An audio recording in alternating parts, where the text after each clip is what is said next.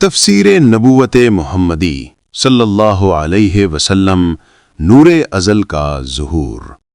السلام علیکم ورحمۃ اللہ وبرکاتہ۔ پیارے سامعین کرام، آج ہم اس مقدس موضوع پر گفتگو کرنے جا رہے ہیں جس کا تذکرہ قرآن کے ہر صفحے، آسمان کے ہر ستارے اور ایمان کے ہر دل میں ہے۔ آج کا موضوع ہے حضرت محمد صلی اللہ علیہ وسلم کی نبوت، انسانیت کے لیے آخری پیغام۔ نبوت کا لفظ عربی کے لفظ نبأ سے نکلا ہے، جس کے معنی ہے خبر دینا، پیغام پہنچانا۔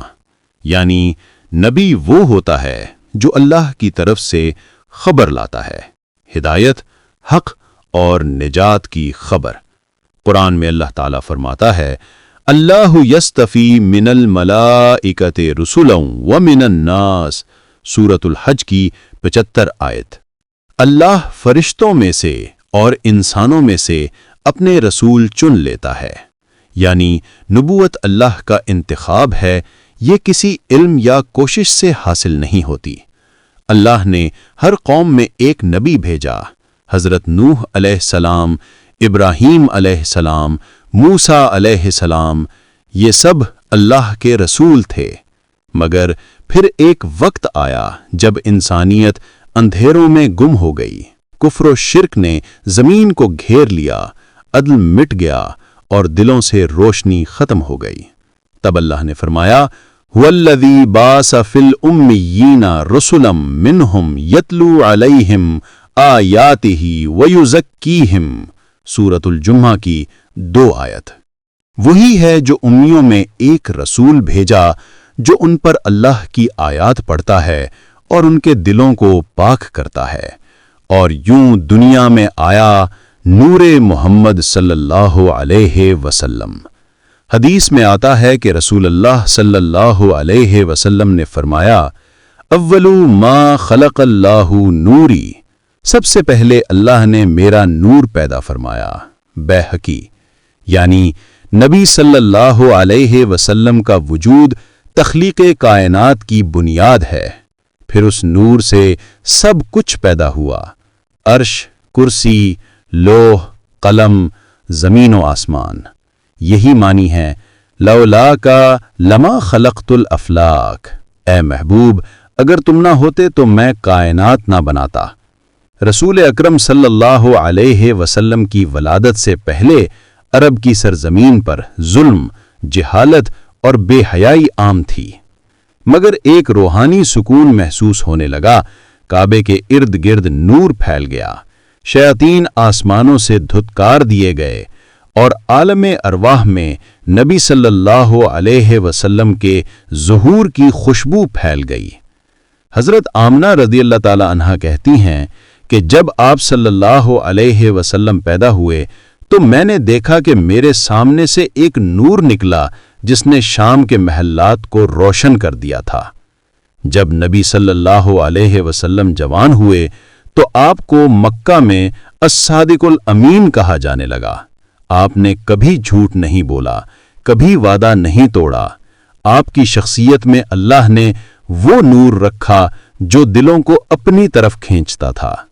آپ کسی کے ساتھ سختی سے بات نہیں کرتے، ہمیشہ مسکرا کر ملتے۔ یہ سب اس بات کا اشارہ تھا کہ یہ وہ ہستی ہے جسے اللہ نے اپنی رسالت کے لیے چنا تھا۔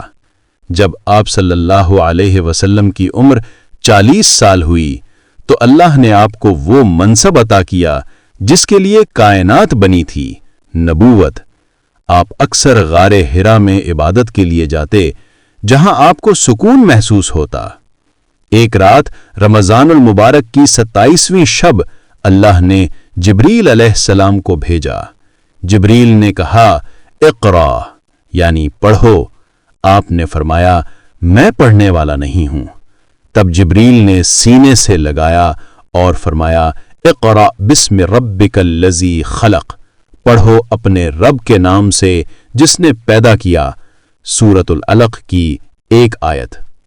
یہی وہ لمحہ تھا جب دنیا میں نبوت محمدی صلی اللہ علیہ وسلم کا آغاز ہوا۔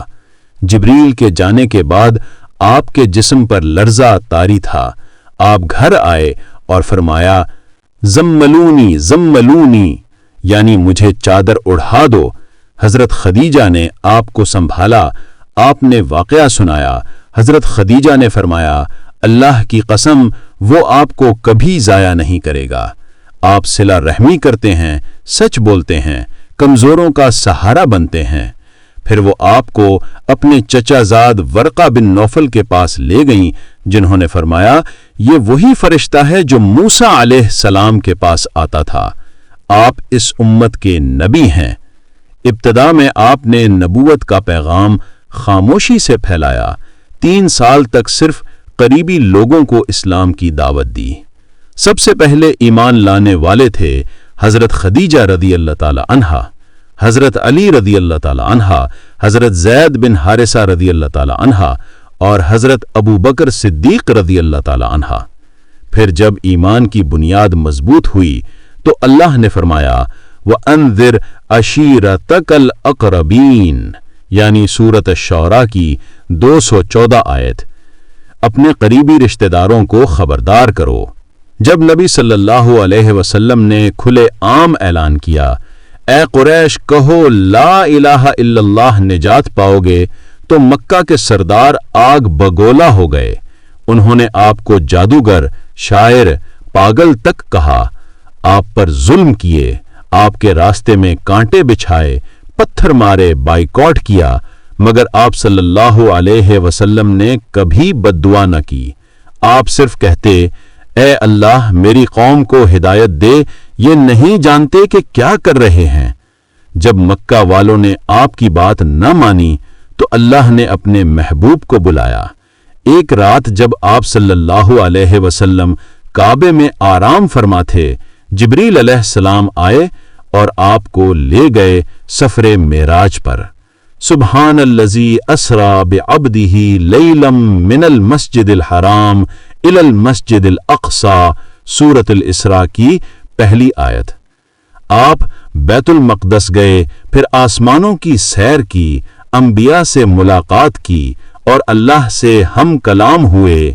اسی معراج میں آپ کو ملا نماز کا تحفہ۔